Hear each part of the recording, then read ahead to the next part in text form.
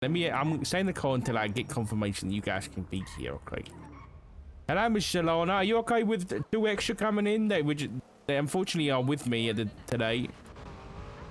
Unfortunately. Yeah, I shared what I shared. Yeah, I am. It's a pleasure to meet you. I am 004 State Marshal Kane. I actually think we talked one time. Yes, indeed. You were incredibly generous with your time. I very much appreciate it. Hi, Eliza. We've met before. Oh, yes, I am. It's Chris Peter. Of course, Chris. I'm sorry that it seems that you have, it looks like you've been having a bit of a rough week. He did this to himself. What? Oh, is that so? KIFFLOM. Dark's very disrespectful. I apologize for him. No worries. Yes, well, welcome, delighted to have you all here. I am curious, would you like sort of how much time do you have? Would you like the full suite, full building tour? Would you be more interested in just getting a look around the inside? I mean, I've seen the outside, so I'm seeing what you guys have been cooking up, Oh, most certainly. Yeah, usually when we give our outer tours, it's more of a history of the Epsilon program kind of thing to sort of give people an idea of where we're coming from. Okay, yeah. Our fully renovated main area, which it's taken a while to get all of the asbestos scraped off of the walls, but it's good things take time, as they say. Yeah, this looks incredible. Thank you very kindly. It's certainly been a combined effort by several different individuals. One of our members, Clay Peters, who is unfortunately currently out of town, so I won't be able to burden him with accolades as he is well deserving of. City Gamwich, who is a prolific musical artist here in Los Santos, has also lent her discerning eye in our welcome center over there and the dining area, and myself also tried my hand at some strategic plant placements. Ooh. Yeah. It's very strategic. It's lovely. Thank you kindly. Well, I'll give you all a proper overview since we are attracted to this area. This is our sort of like Zen garden lounge area where people are more than welcome to come collect, share in conversation. We'll probably, along with some other places like the Liquid Library and whatnot, we'll have our support groups and sort of workshop chats here for people who are seeking a path outside of less than legal means of supporting themselves. It's always good to have a support group to sort of help fight against recidivism, which I've learned is quite an issue here. quite a pervasive issue here. So this is wonderful seating area, and of course, when we have the building open to the public, anyone is welcome to, come and chill here, relax, maybe take a quick respite from the chaos of the world.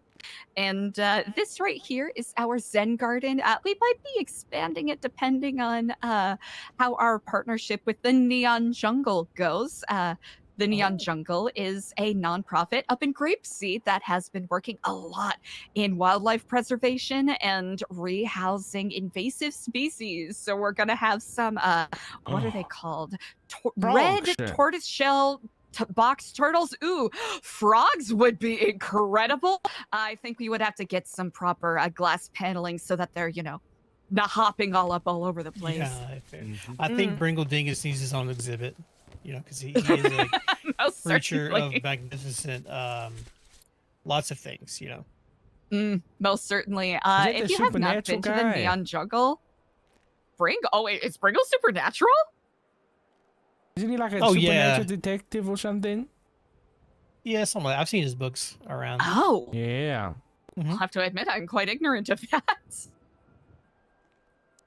Yeah, he's a fun guy. Yeah. But if you have not had a chance to visit the Neon Jungle up in Grapeseed, I highly recommend it. They have a very impressive facility up there. Okay, yeah, that sounds great. That's a good city to call. In here, we have our welcome center where we'll have some flowers growing that we're using for our bouquets, spare pamphlets and plushies, and all of that jazz. So Oh, is this the people... thing that EJ does? She helps out with the bouquets? Yes, indeed. Yeah, EJ's okay. been incredible in taking that over, and she's been doing an incredible job with it. We're gonna have some new Pride Month offerings, so we're really excited about that, getting a little more Ooh. technicolor with it all. And of course, we'll have an updated pamphlet soon. For roads. Soon, TM. You don't have to tell me how to be romantic, Peters. I'm not telling you. I'm just saying. You know. I don't need reminded. I think it's a suggestion, Okay. Dark. You know. We do have our new bouquet of 24 roses if you ever feel like you need to Ooh. really express your affections for someone. Have you got like more than that? Can I buy 100 roses? 100? You know, now that you say that, that would be quite a compelling idea. You know what? I'll have to dink donk around by the Chiliad Valley and see if I can find some. Okay, thank you. That'd be fantastic. You know what? I'll keep you updated on that. Wow, that's actually a really good idea. This is gorgeous. People do love maximalism, and what says maximalism more than 100 roses? That's true, Certainly, it's indeed. That is true. Right over here is our dining area. Another, area where people are more than welcome to come, chill, take a little bit of a break from the outside world. And when we have them, our soup kitchens or community kitchens will be hosted here. Oh, very nice. Very nice. Real nice. And then if we ever, have any speakers or guest performers, of course, we got a lovely stage up there for the intrepid performers of the city to, kind of loosen their muscles a little bit, before they hop on those big stages. Yeah. Okay. But we have a fully stocked kitchenette. EJ again was Just a quite radio, right, instrumental in guys? helping us, know what was the best way to Just a radio. because we want to make sure, especially if we're, handing food out to those who are in need, less fortunate that we're not simply throwing gray nutritional paste at them. We got a nice mix of healthy stuff and also snacks because everyone deserves a little treat. Oh yeah, 100%. That's right. That's right. Indeed. Let's see. Yep. So dining area. I'm really excited to finally put this to use because the past 6 months or so we've been hopping around and doing a mobile sort of food truck thing. So having a stationary spot where people know they can come if they need food or anything is, I think, it's going to be really helpful for people. Oh yeah. Right here is a little bit of a metaphor if any of you are fans of that. So. How much do you know about the Epsilon program? This is like the world tree, right? A little bit, yes. So, Nu Epsilon is based off of, but certainly not as overtly influenced by the Epsilon program. We take, we take inspiration from it, but we have deviated in our own ways. There is, yes. Oh, a fundamental difference. A fundamental difference. What's the difference here? Probably, I could have crowbarred in that tour earlier. So, I'll keep it very brief. The Epsilon program was established about 157 years ago by a couple of wannabe philosophers that were members of the faculty at what is now known as LSU, and they sort of took over this building, which used to be a Montessori for woodwind artists, and basically turned it into their own talk about how smart we are, boys smart club, and that's basically the way it existed until the mid-90s when Chris Formage, a transplant from Liberty City, came here and became a bit of a pop psychologist, sort of enthralling and ensnaring the minds of many of Los Santos's weary and lost, and giving them a path. And it started out with good intentions, indeed, as as many people who are in the kind of biz do, telling people they can be the best version of themselves if they do XYZ. But, you know, if you're familiar with the history of this building at all, you probably already know that, well, it got a little out of control. It kind of became more about the sex, drugs, and rock and roll than helping out people who are in need.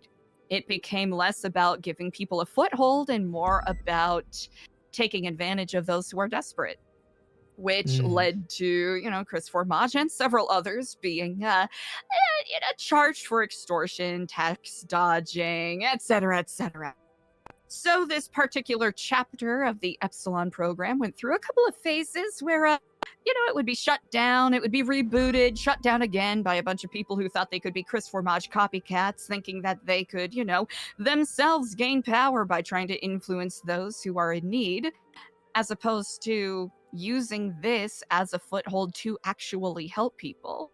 I was a part of the Epsilon program back in Vice City, and it really helped me out in a very dark time.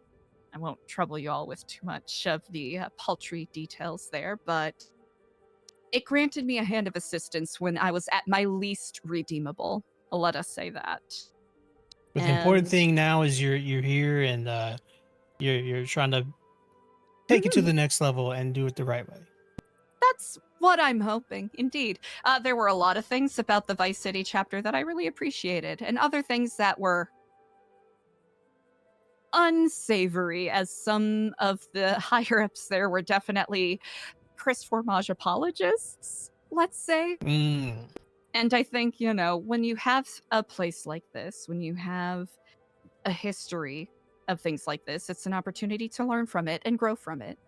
You know, some of the core ideals of we're all connected, like the branches and root systems of a tree, is a good thing to keep in mind, right? When you try to, you know, hack off one branch or try to poison one aspect of the root system, you're poisoning the whole thing. You're harming yourself and the others around you. It's a bit highfalutin, I suppose, but it's No, it's I something like it. try to remind people. I like the metaphor. I like the imagery. I appreciate that. I'm rushing through it quite a bit because I don't want to take up too much of your time. No, But, it's fine. In essence, I moved here because I wanted to prove a sort of thesis for myself.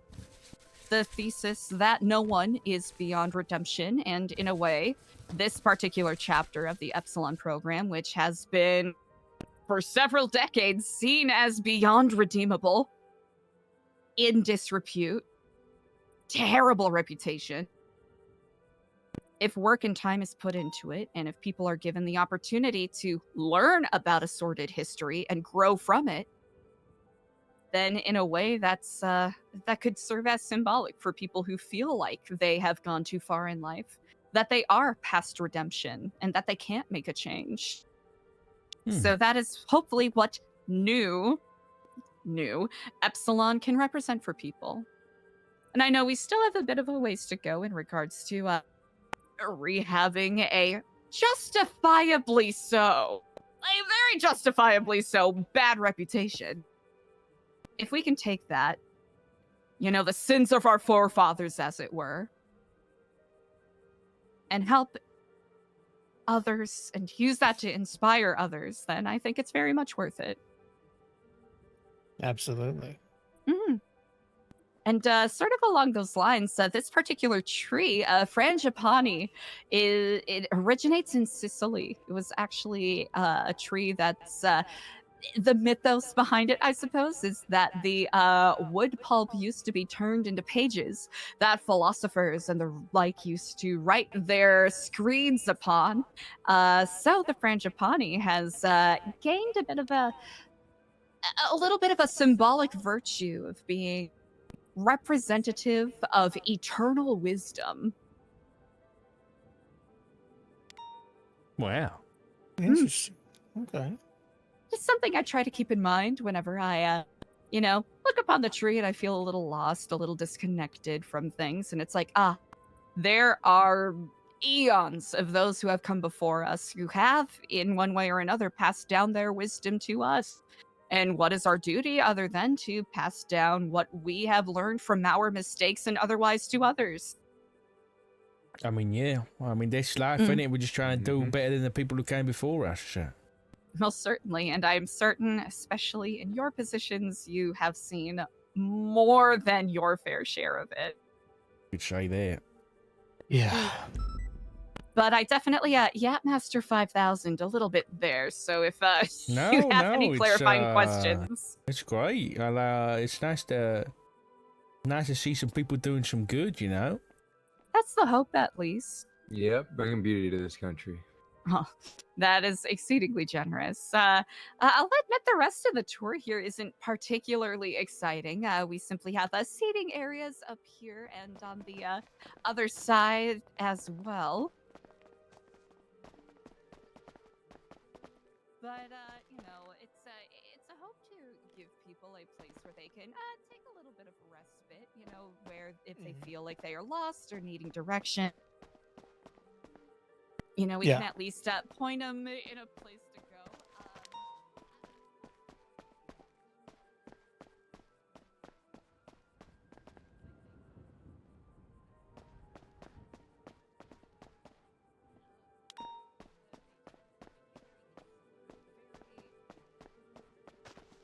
I suppose I don't need to say the word, but can't like, Yeah. So if we can inspire people to reach out to others and, allow themselves to take chances on those that they usually would not want to reach out to. There is, as you are probably well aware, a little bit of a stigma for people speaking to officers or marshals, such as yourself. So they are not seen as a snitch, as it were. Also breaking a bit of the stigma for some people who think, oh, well, I've done one crime, now I'm going to be stained for the rest of all time. Why not fully invest, sunk cost fallacy, as it were. Show them that the path to, clearing one's name and reestablishing a reputation is possible. Yeah, absolutely. So, ultimately, those are the goals. They're pretty lofty, I will admit. Maybe even rosy-glassed and naive to most, but it's put about 8 months now into rehabilitating this program, and we're still just getting started. Yeah, I bet. That's good work. I really appreciate that. Thank you. But I should note, I certainly have not accomplished this by myself. As Chris very astutely noted earlier, there are individuals like EJ, Esperanza Jimenez, who has put in an incredible amount of work assisting us with, reaching out to people and mentoring those who need assistance. One of my pet projects is working with the lifers and seeing if we can set them on a path to redemption. Not necessarily release, mind you, that is outside of our legislative purview, but at least giving them a journey to set upon so that they don't feel as though they are trapped within their own mental prison as they are physically in prison, as it were. Yeah, absolutely. Indeed. But we're working on expanding some of our projects that we have coming up, and we've been doing our best to start inspiring our volunteers to maybe do their own community outreach events as well. The last thing we want is to be a singularity in regards to, doing good deeds, quotation marks. If there are people who do what we do, but better and more often, that means that we have succeeded in our goal. Right. Wow. Yeah, it's good work. Good work. I very much appreciate it. And of course, we invite dissent. That is something I want to make sure is very clear, because ways that previous chapters of the program have fallen is because people acted like it was my way or the highway, and wouldn't take critiques, wouldn't take adjustments. So especially with the insight and purview that you all have, of course, if you have any thoughts or questions, I'm very eager and honored to hear it. I don't know. I mean, I'm just happy to see the place, you know. Finally. Yeah, it's Yeah, beautiful. I'm just trying to take course. it all in. You know? This is, Well, it's certainly. We were going for a minimalist, maximalist look. mhm. Mm-hmm. A little bit of I think you did minimalism a with a great lot job. of maximalism. I think you did a great job of incorporating the two. I really appreciate that. Thank you kindly. I'll be honest, Do I you, expected it to be bigger. Oh, Strangely. really? Yeah. You know what? That is understandable. We do have our like private quarters upstairs, but I'll show you. They are woefully underfurnished. I was going to ask, is there some sort of like living quarters here that you have for people that more want to come in and be fully offices. rehabilitated? That is something we are currently working on. We've had a couple of individuals approach us who are unhoused and are in need of support. And up until this moment, we haven't really had the proper facilities to house them.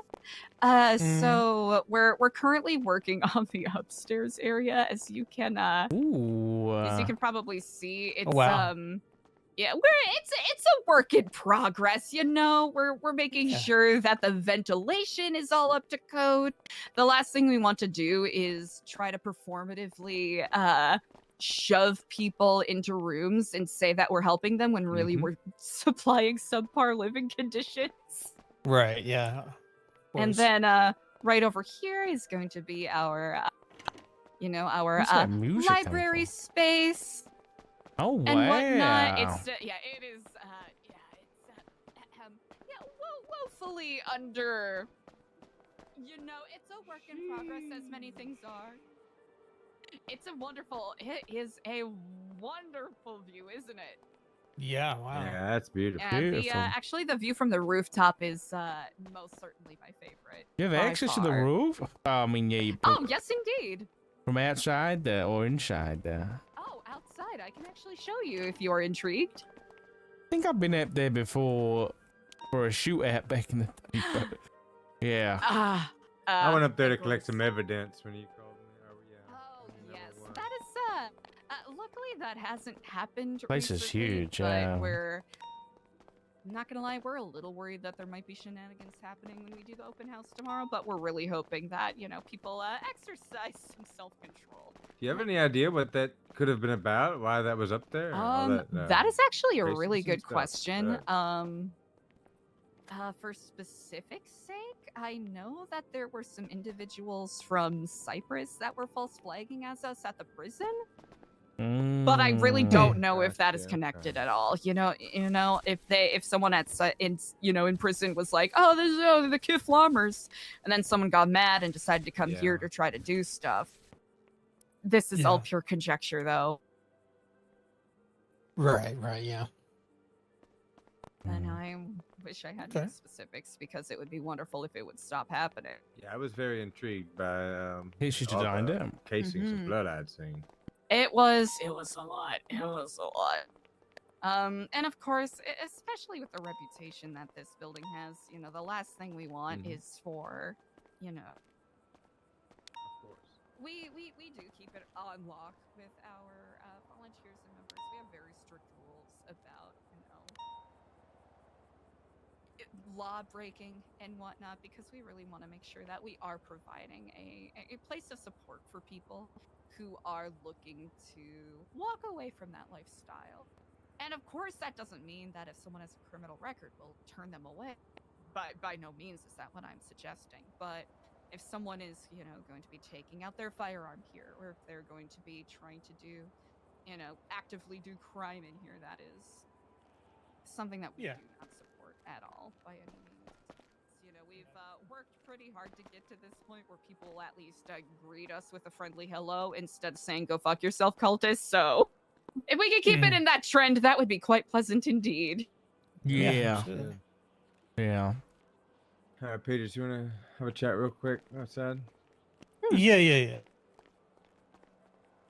It's pretty nice. I mean, I learned about you guys from, I think I found a book by the prison or something, you know, with the life and stuff. It's, I mean, don't get me wrong. I mean, over the years, I think I used to probably be of a similar mindset to everybody can be redeemed, but these days it's pretty difficult, I'll be honest. I think that, you know.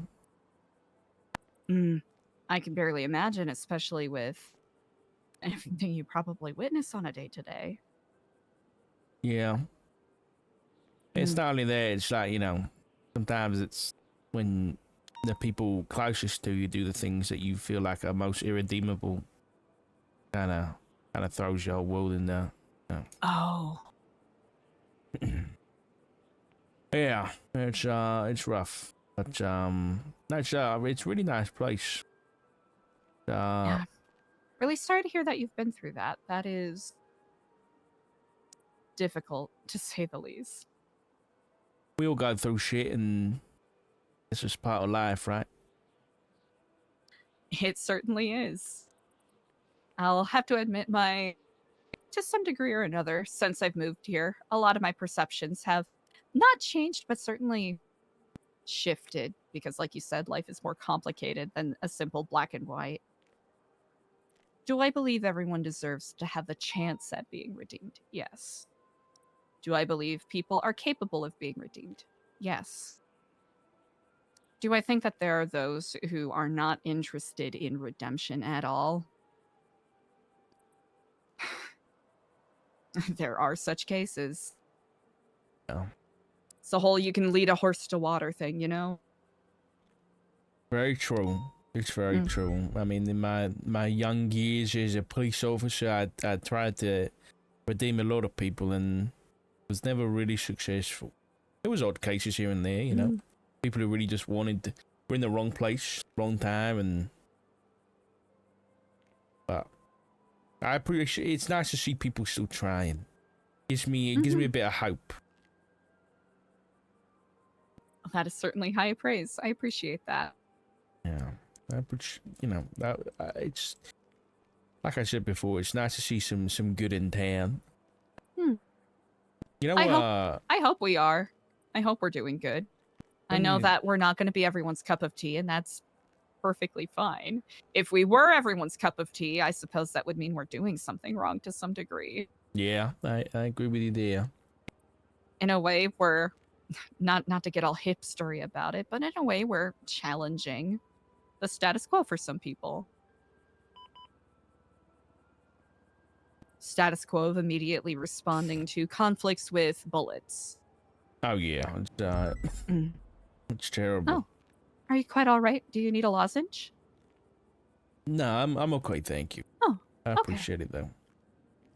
But yes, this work certainly has its own challenges, but each day presents a new obstacle, and by the end of the day, hopefully a lesson is learned. What is it that Nelson Mandela said? I do not win or lose. I either fail or I learn. Very clever man. Indeed. I thought he was dead. Oh, he is. Is he? Wait, is he? And here we get to the point of the Mandela effect. Yeah. Who knows? Who knows anymore? Maybe he's Schrodinger's Mandela, you know? Schrodinger's Mandela effect. Yeah. He's both alive and dead until we Google it. Some things are meant to sit in ambiguity, I suppose. Yeah. You know, we've got a building up at the Marshal office. The observatory. We should probably give you a tour of sometime. I would be delighted to do such. I mean, I feel like it's only fair. You know, honestly, it's not this big though. I really didn't expect. Like, we probably got half the space, maybe even a quarter. Like, we only got one floor. How much did this place cost you? Really? So this was actually donated by a very generous benefactor who paid off Chris Formage's debts. So for a bit of clarification, this building was condemned for the past 15 years or so. Oh. The 10, actually, wait. Math. 11. There we go. 11 years or so. So it was essentially sealed shut because Chris Fromage, who was the previous titled owner of this building, was in so much debt to the state of San Andreas that, they were not going to unseal it unless all of that debt was paid off. And a generous benefactor who apparently wishes to remain anonymous, annoyingly so, has elected to support us in our goals and aims, which I find very generous. Because I've been spending quite a lot of time on the back of a Sani truck hoping that I, by my own regard would be able to do it. But it would legitimately take me about 5 years on the back of a Sani truck to properly pay off Chris Formage's debt. So Jesus. What's some just random millionaire came along, and how much debt are we talking? in okay, so there, how people talk about wanting like a 3 comma lifestyle. Sure, yeah. Yeah, we're talking 5 commas here. Whoa. In debt to the state of San Andreas. Yeah. Oh my god. Yeah. Yeah. Now I'm interested in this anonymous benefit. It's like, who's got that kind of money? I kind of have an idea in mind because I myself have been trying to figure out who it is. Who do you think it is? Which I know is it's a little annoying because the whole thing I'm trying this time around is, making sure that we have financial transparency just in everything that we're doing with the nonprofit. So, no issues come up like as with previous iterations of the program. But there's a big anonymous on it, and I can't help but wonder if a previous head of the business sector here in Los Santos may not have tipped his hat in our direction a little bit. Head of the business sector? There's been an individual who was previously on house arrest that approached us along with his parole officer to assist with his rehabilitation journey. You want to be a Lang Buddha? I'm wondering if it is, because why else would he be coming around so often? I'm sorry, I'm being a gossip monger right now. I'm being a bit of a gossip monger right now, but it's gotten to the point where I've been mulling over it so long that I legitimately don't know where else to look. That would be. Does he like buy in? Buy in? Oh gosh, no. That is not what we do here. No. No. I mean, just like, is he on the same page as you guys? With the program. It's one of those things where he appears to be. I'll be honest. I do not know. Is she trying to put us on Lang instead of the Faceless? About the man outside of rumor and conjecture from other people. Most of what I've heard about him is third hand from other people who regard him as some sort of shadowy figure to some degree. So it might be that particular reputation that's influencing my perspective, but he did make a generous donation to us himself to help support with decorating the place, which we're very grateful for, because I did not realize how expensive furniture was in Los Santos. It's very expensive, yeah. Understandably so, because it's, I mean, what can you do for, bespoke handwork for this kind of furniture, right? Yeah. I mean, I didn't realize it was all handcrafted. It's quite impressive, but that's beside the point. If you want to know my sort of gossip opinion on it, I think it might be him, but I'm also not 100% sure. Wow, that's not what I expected. Yeah. I hope eventually you can put a face to the name, Mm-hmm. Indeed. The last thing, not that kindness should be considered transactional by any means. That's the last thing that I want to, enforce. But, when someone does something as incredible as wiping out literal decades of debt to the state, I mean, you'd want to give them a thank you at least. I know. That's yeah. But I'm a man who's extremely curious, and it's got my attention. I think you and I are perhaps in the same boat with that, and I do not blame you. You're not the only one who has expressed such curiosity, but I mean, also, who would blame anyone for feeling that curiosity? It's very justifiable. Yeah, I mean, listen, if you got my number if you ever want me to dig around, all right? You know what? Actually,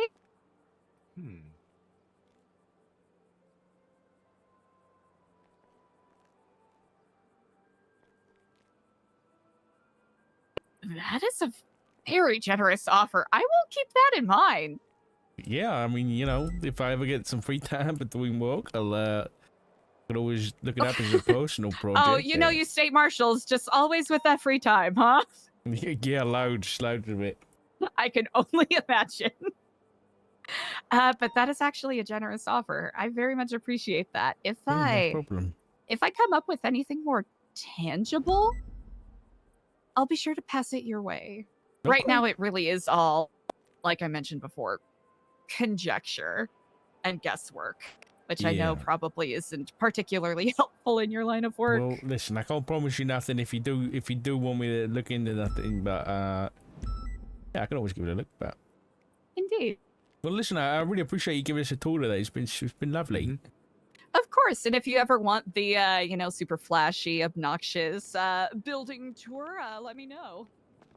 By the way, I think someone left a radio on the ground over there by the stage. I don't know what it's supposed to be yet. Oh yeah, that's been there for a while. I think someone just like did one of those things where they put like a Velcro strip on the bottom and stuck it to the ground. Yeah, we've been trying to move it for a while. No, it's radio's good there. It's you get the news and everything. Appreciate your time. Most certainly. Thank you, Miss Stellano. KIFFLOM, and you all drive safe. You too. Thanks, Eliza. KIFFLOM. KIFFLOM. Thank you.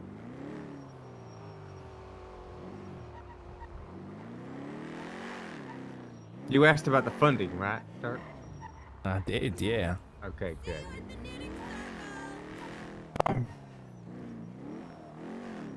What was her answer? So you know she's on about that cheese guy. No.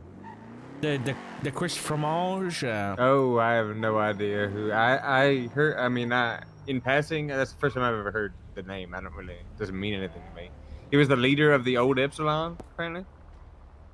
Yes. Yeah. But okay. he got them in a lot of debt to the state, right? And she said like it's in the potentially the trillions of dollars, which is just an insane amount of money. And she said that their building had been up for, or had been what's the word, condemned. There we go. And some anonymous benefactor came along and paid off all that debt, and they got her access to the building again. And given she's the person running Nu Epsilon, it was put in her name. And but she said she didn't know who the anonymous person was. But do you believe her? No, and I'll tell you why. Because of, I was digging a little bit. I'm not trying to push too hard, just out of curiosity, right? And she said that she had a theory about who it was. She said it was a gossip type theory, and she suggested that it was Lang Buddha. Why? But, I mean, Gunner, you were there for that conversation we had with Lang yesterday. Yeah. The Faceless and Lang do not get along. It doesn't seem like it. So I'm wondering if she was trying to deflect from the Faceless to try and get. So if she thinks that we're looking into her and, you know, the building and everything, yeah, maybe she's trying to put me onto Lang for the Faceless. She's trying to direct the investigation towards Lang instead of the Face. You know what I mean? Yeah. Yeah, that makes sense. She's interesting though. Very interesting. Yeah. And I'll tell you, I was told by a source that he had mentioned to them that the Faceless were the ones, or I don't know whether she said the Faceless directly, but at least suggested very highly that the Faceless were the ones to buy that building. So, in other words, you know, she's aware, but not aiding us. How would anybody know that? That's Unless they had direct contact, right? yeah. Yeah. Unless they were told by them, we bought this for you. Exactly. How did she come into, like, where is the transfer from that building to her, you know? Yeah, unfortunately, I don't know. I don't know, and I don't know whether we definitely don't have no cause to go through her records. No, definitely not. There's no. Well, I think it's something that you know, even with I sat down and listened to Particularly as a recording fantastic last role night. player. And I think it's good to just approach it as just continue building some sort of rapport with both of them and not try to overstep it much, but I think there's more to find. We need time, which I don't know how much we exactly have, you know. But Yeah, I don't know. I don't know how she's tied into this, but Lang, he did his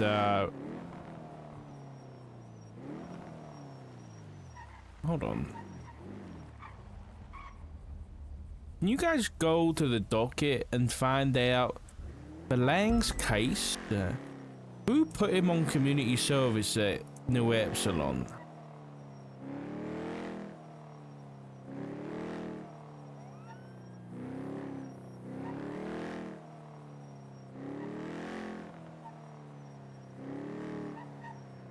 I'm looking.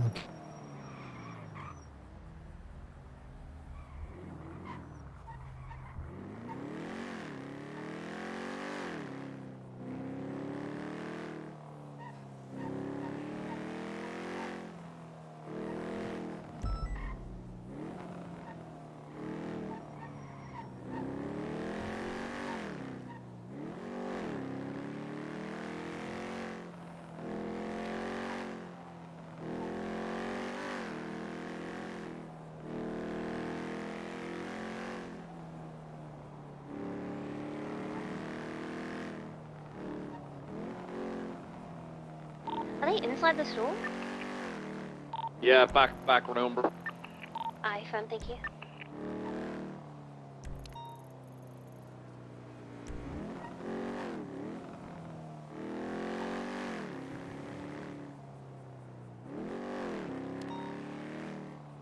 Could be on his docket post. It's Alright, I'm Derek. gonna take his mask off and everything. I'm just. Eric Johnson. in this ruling. He said 5 days community service while on parole. For the sake of privacy, the details of said service will remain between the parties involved, i.e. myself, Opal, etc.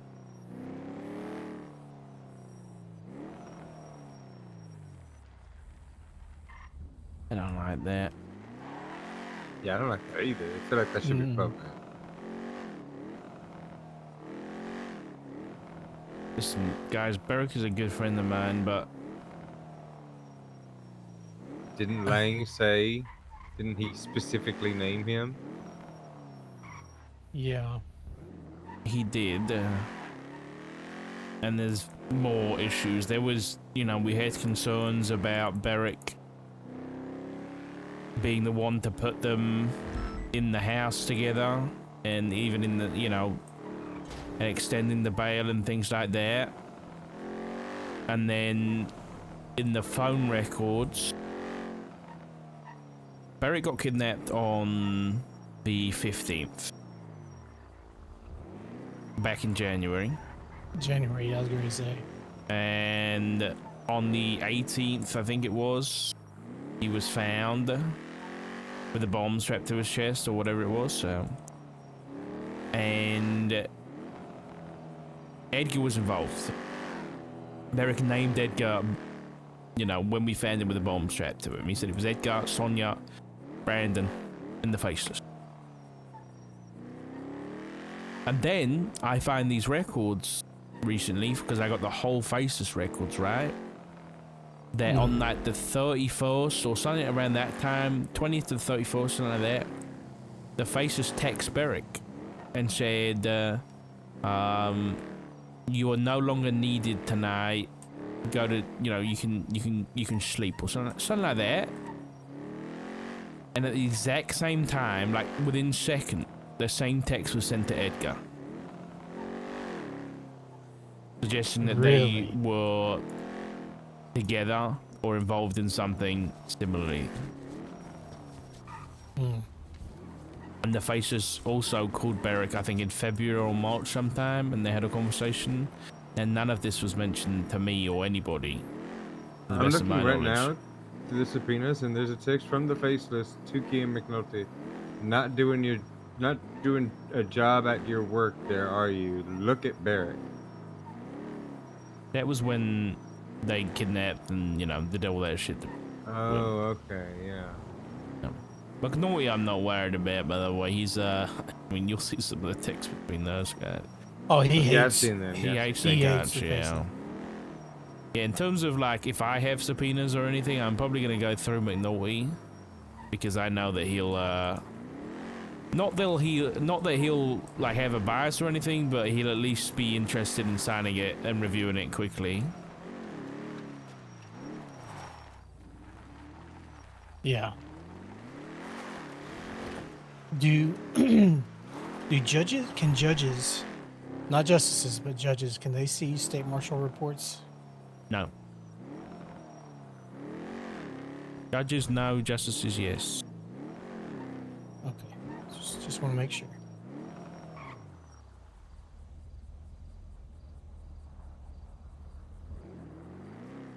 What the fuck? What? Look. The sign.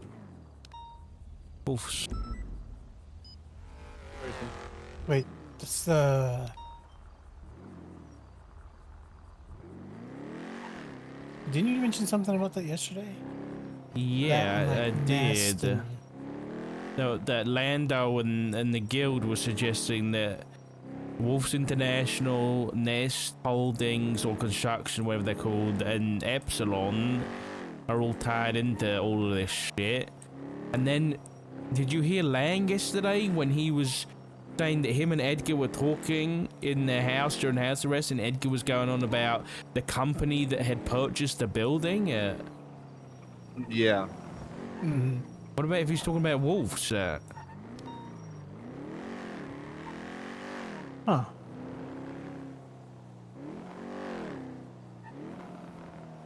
So, it sounds like to me like the Faces is not just a terrorist organization. It's almost like they're a global conglomerate of.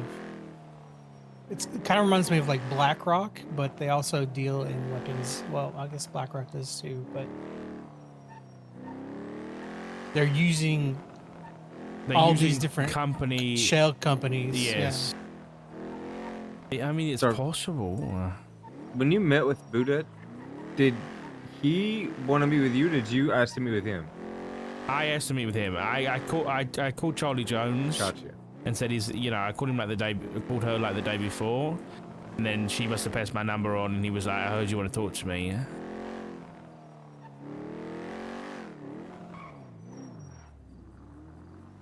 Yeah, mate. Hello. Yo. You need a ride there? Everything okay? No, it's all good. Getting a pickup. I'm just waiting here for a pickup. Yeah, the way in it. In the middle of an argument with the missus. Oh dear, mate. You in the Yeah, doghouse tonight, are ya? Fuck it. I don't even think I'm in the doghouse. I think I'm fucking in the other You're next door. next county. I think I'm in the You next stayed in the county. Prem. You're in the night. Yeah, I think I fucking am. I'm gonna fucking cost a bomb just for this Oh argument. dear. Okay, well, Gonna have to get some flowers and everything. good luck, mate. Remember, Yeah, the missus is will do, always will do. right. Okay. Yeah, that's it. Poor guy. Yeah, poor fella. Yeah. Feels pain. I've been there. You know, we used to have a real dog house, like a full house for me. Like I used to go to the like it was a different property in like a different part of town. You know, they would not put it past roads to actually be that petty and have your own separate house and call it the dog house. Oh yeah, that was exactly what happened. You totally didn't deserve it, I'm sure. I need to add Eliza to my phone book.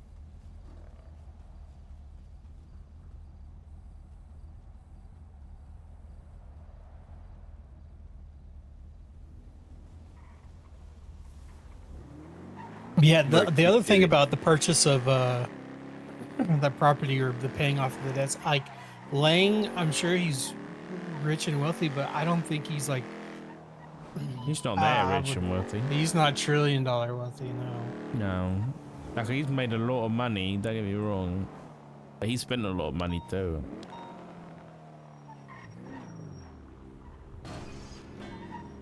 I hear a plane.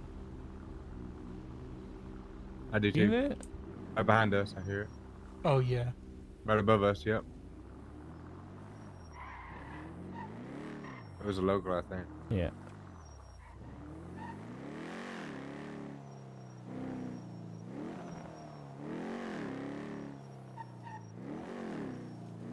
I wonder if Wolf has a pot of humane.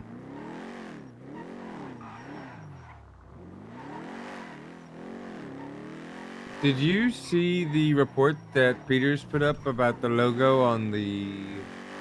Yeah. Yeah. Yeah, I tried, seeing if she'd been up there, and I was like, we'll give you a tour sometime up there, and she was like, yeah, I'd love that. No. Didn't give much away, I'll be honest. If she truly is tied into this, she's, certainly good at hiding it.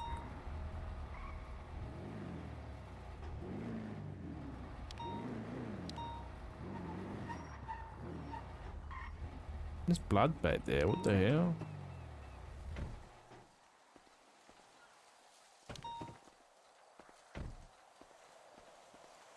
You good, mate? What's going on, Omar? Yeah, some blood back here. Stranger. Must have been a shootout or something. Look all open up.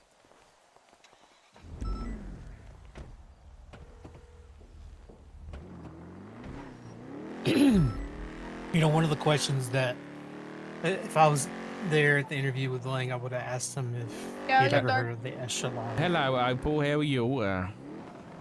Chilling. Come in. How can I help? I got a question for you. Remember when Lang went to prison and everything for his, with his trial? And he had community service. He did that, yeah. He did it with Epsilon. Nu Epsilon. Who suggested Epsilon as community service? Beric, I think. Okay, definitely wasn't you. I don't know about definitely, but I think he suggested it. Okay. All right. Thank you, Opal. I appreciate it. Yeah, no worries. Bye bye. Yeah, it was Beric who suggested Epsilon.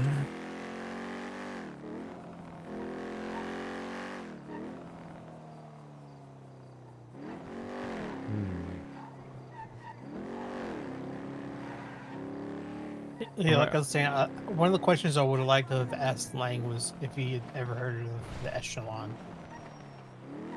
There's active shots. I don't want to ask him. That's, you know, that's, I don't want to show that hand yet. Right. Okay. Because we don't know how, because, like, right, the thing is about the Echelon is that is the first, I guess along with the island now, but the Echelon was the first time we had seen evidence of, or at least rumor of, a physical location mentioned. Like, you know, it's not like Right. Port Zancudo or this or that. It's not Sandy Shores. It's the Echelon, which sounds like a place, right? Meet at the Right. Echelon, and that's clearly quite important. And I mean, I don't think we've got anything, you know, on public record named the Echelon. So I don't like. We need to find out what and where that is. So I don't want to like let it slip. I was thinking it was just Epsilon. It just sounded so close. I think they would have said Epsilon.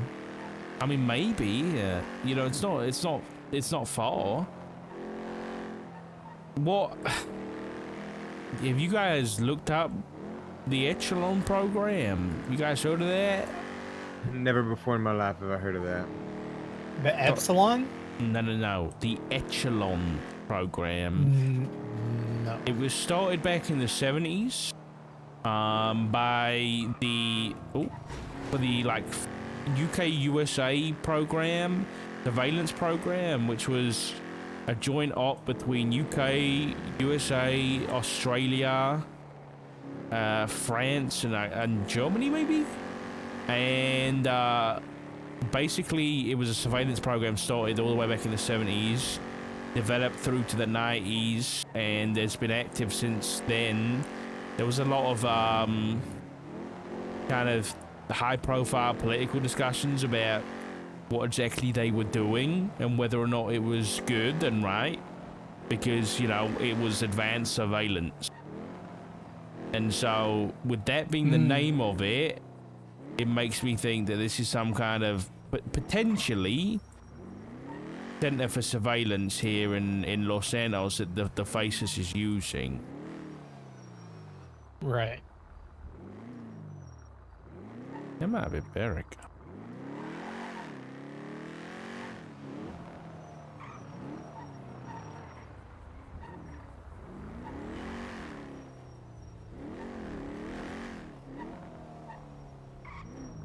Barrett or Barrick? Barrick.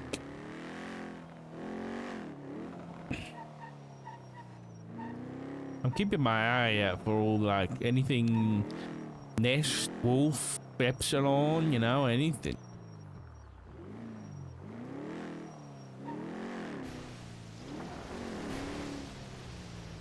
That's a bleater bank robbery. I mean, if I was gonna choose a spot to put a super top secret, you know, buried in the ground thing that's gonna be surveillance for everywhere, it'd probably be that little manhole at the top of Mount Chiliad. I mean, yeah. Yeah, I mean, that's pretty decent. Yeah, I don't know what that thing is.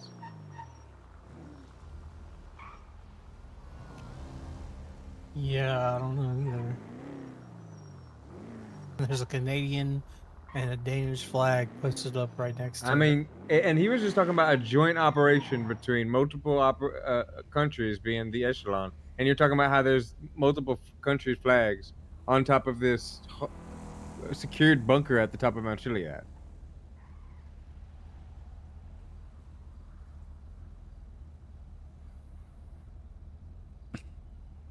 I mean, I don't know what that thing's for, you know. I'm just. That's true, actually, but they had like the Danish flag up there, right? I mean, who knows what countries could be involved in whatever surveillance they're using? No. True. Yeah.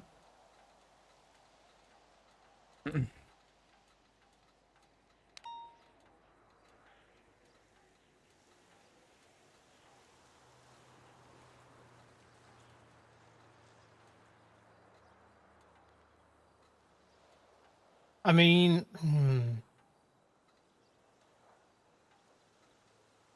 I don't know. I'm just curious.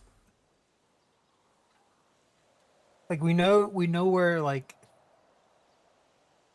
stuff is happening at, but with every organization, gang, whatever, they have to be coming from somewhere.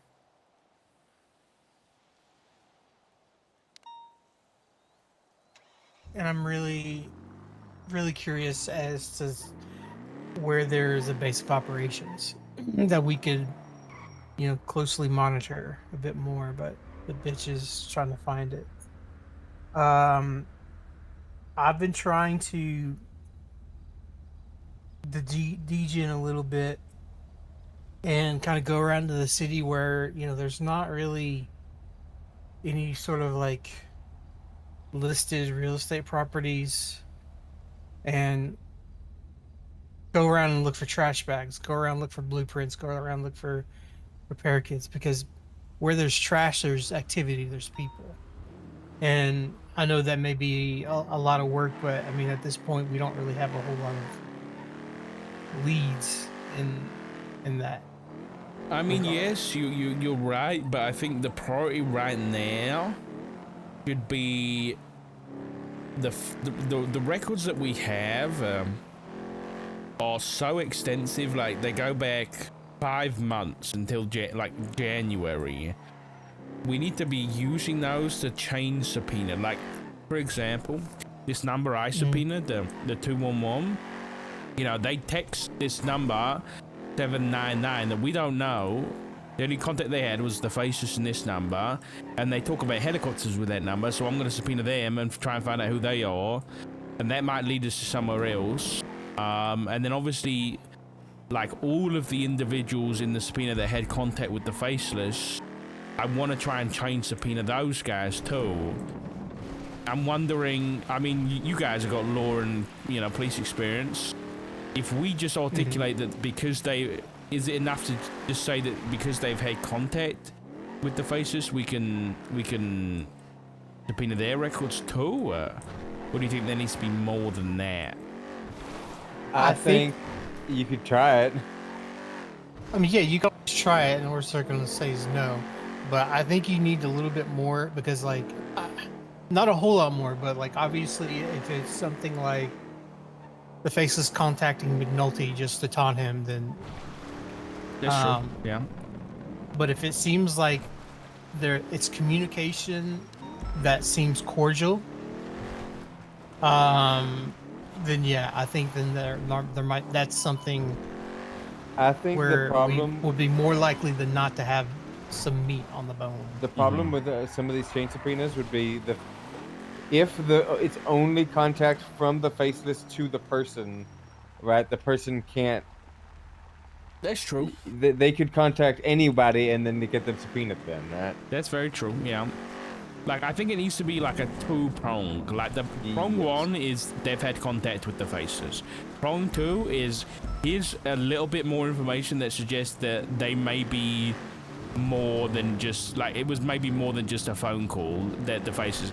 Like, for example, I don't know whether I trust him, but I'm leaning towards that. But Bruce Baylor, he had 3 calls from the Faceless on the same day, not very long. But he is saying that the Faceless was calling about car parts, like parts on their cars. And at first, I'll be honest, I didn't believe him. But now looking back at the records, there has been no other contact with Bruce other than that. And obviously Bruce is connected with Cypress, but I honestly, when I asked him about it the other day, I was like, honestly, mate, what was it? It was like, yeah, they were just calling me about car parts and, like, different, like, how to, more about, like, what parts to put on the car versus buying parts, So, like, in a situation like that, and it literally is the Faceless just calling somebody, I think, like, if I went to, I feel like I would be wrong to subpoena Bruce further than what I already have. Without consent, yeah. Yeah. So I think it needs to be like, okay, like, for example, Edgar de Castillo, he's had 100 calls with the Faceless over 5 months. And I don't know, I can't remember how many texts. Like, that's obvious ongoing and cordial communication. I want his record, right? Yeah. I think it's a slam dunk if the Faces contacted them and they have contacted the Faces. Yes. I think if you've got that, you've got. Yes, I agree. I'm a bit worried, guys, I'll be honest, because Why? I requested records for the phone tap. I requested records. I've requested it from a few different judges, but I did request it from Beric. And since we got the phone tap, I mean, it's not exactly on that date. I think it was signed on like the 25th. The Faceless hasn't used their phone since the 19th. No, actually, it wasn't the 25th. It must have been before that. When's the last activity? The 19th. No, I mean, when's the last reported activity in the reports? Oh, you mean? Oh, I don't know. Because if they haven't, so the last time we have, I'm gonna say any actual reported activity that we can link to the Faceless, probably not conclusively, is David Miller's death. What date was that? That was April 26th.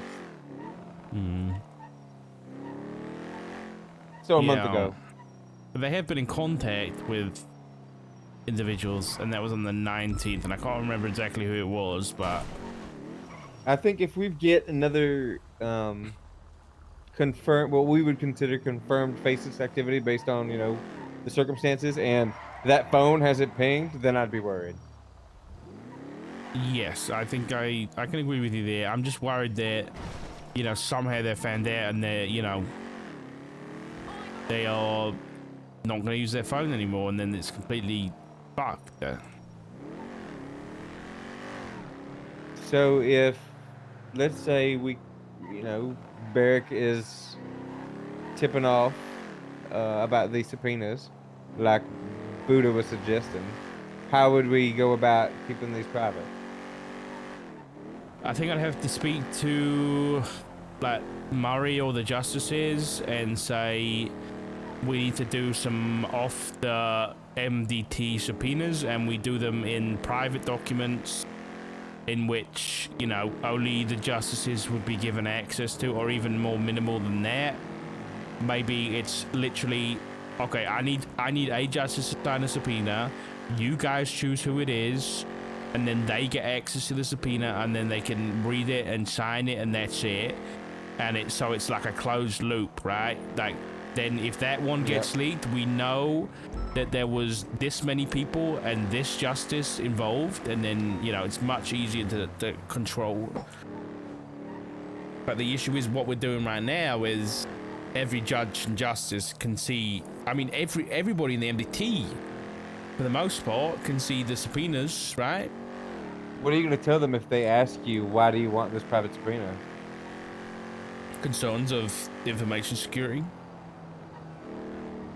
Yeah, that's good.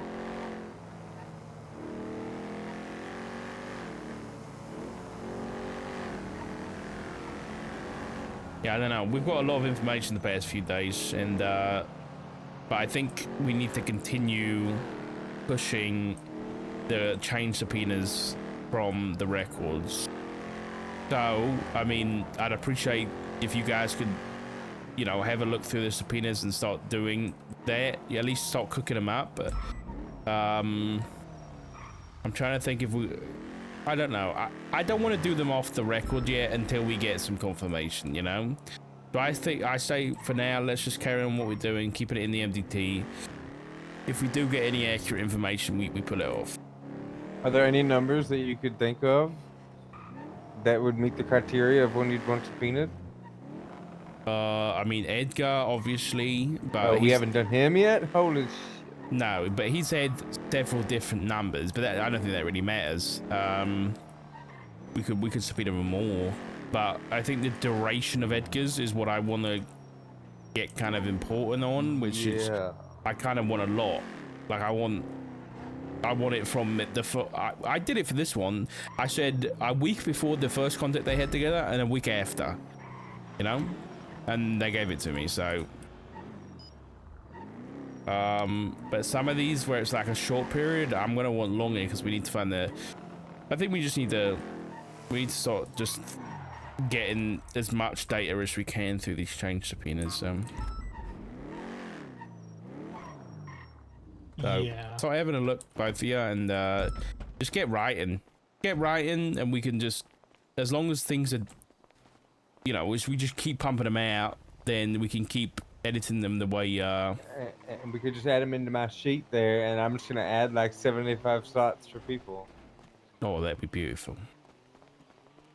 I think I'm gonna call it and head home for the night, though, Ledge. But it's been good. It's been good work, guys. Yeah. I agree. All right, Concur. guys. Have a good night. Dark. Going. All right.